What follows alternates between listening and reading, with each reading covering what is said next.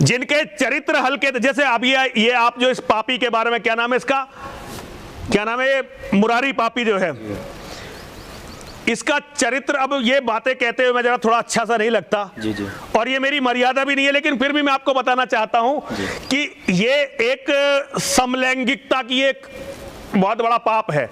अभी आपने देखा होगा कि 377 धारा हटाई गई है, तो ये उन लोगों ने हटा दी गई के द्वारा हटा दी गई है जो इन कामों में प्रवृत्त रहते थे। जी जी जी।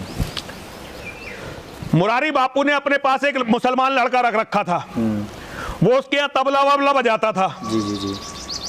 और मुरारी बापू के और उसके बड़े प्रगाढ़ संबंध थे आपस में, बड़े प्रगाढ़ संबंध थे, समझ रहे होंगे आप, मैं कहना नहीं चाहता।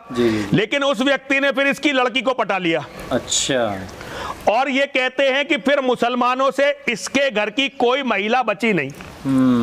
अब जिसके अपने घर की कोई महिला ना बची हो मुसलमानों से, अब वो अल्लाह के गुण नहीं गाएगा तो किसके गुण गाएगा? बिल्कुल बिल्कुल। और ये मेरी बात पे अगर आप विश्वास ना हो तो आप गुजरात में चले जाओ और किसी से भी इस बात की जानकारी कर लो। अगर मेरी बात झूठी निकले तो जो काले चोर की सजा, वो सजा मुझे देना। वैसे तो जितना मैंने बोल दिया है ना, अब ये मेरे इलाज के लिए बहुत है। अब बहुत सारे षड्यंत्र होने शुरू हो जाएंगे मेरे खिलाफ, लेकिन खैर कोई बात नहीं, हम तो हमेशा जेलों में ही रहे हैं और चले जाएंगे या मारे जाएंगे। लेकिन हिंदुओं को सोचना चाहिए कि उनका देश, उनका धर्म कहां जा रहा है।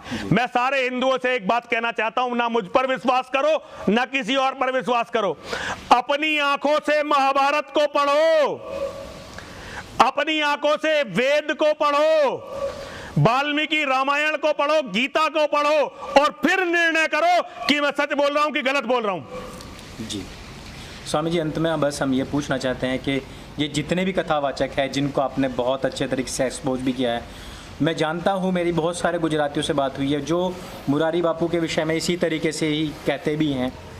डायरेक्ट कहने से बहुत सारे लोग बचते हैं, बहुत सारे लोग सामने नहीं आना चाहते हैं, लेकिन वो कहीं ना कहीं इस बात को स्वीकार करते हैं और कहते हैं, मानते हैं कि मुरारी बापू की जो बेटी है, क्योंकि उसका जो पति है वो एक मुस्लिम है, इस वजह से मुरारी बापू ये चाहते हैं कि उस चीज़ का एक्सपोज होने से पहले मैं अल्लाह अल्लाह, अली अली, मौला मौला सब में बैठा दूं ताकि कल मेरा विरोध ना हो।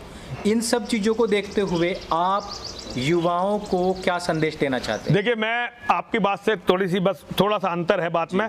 बेटी की गलती नहीं है इसमें जरा सी भी, महिलाओं की गलती नहीं है, ये जितनी भी है इस पापी की दुष्चरित्रता के कारण इसका पूरा घर बर्बाद हुआ। अब ये जब इसकी दोनों, जब ये एक है ना कि भाई जब घेरे में गिर गए तो वहीं विश्राम है। अब ये चाहता है कि सारे हिंदू इसी तरह से बर्बाद हो जाएं। गलती इसकी बेटी की नहीं थी, इसके परिवार की जितनी भी महिलाओं के साथ ये फिर कुकर्म हुआ है वो उनकी गलतियां नहीं थी, गलती सारी की सारी इस मुरारी बापू की ही थी। और जो व्यक्ति अपना घर नहीं बचा सका वो धर्म बचाएगा? बिल्कुल। और बिना, इसने अपनी दुष्चरित्रता के कारण अपनी बेटी को उस नरक में झोंका था। सारी दुनिया जानती है, कोई बोले या ना बोले वो तो एक अलग बात है। मैं नौजवानों से इतना ही कहना चाहता हूं कि अपनी बहनों को, अपनी बेटियों को ऐसे लोगों के चक्कर में पड़कर जिहादियों का चारा न बनने दें।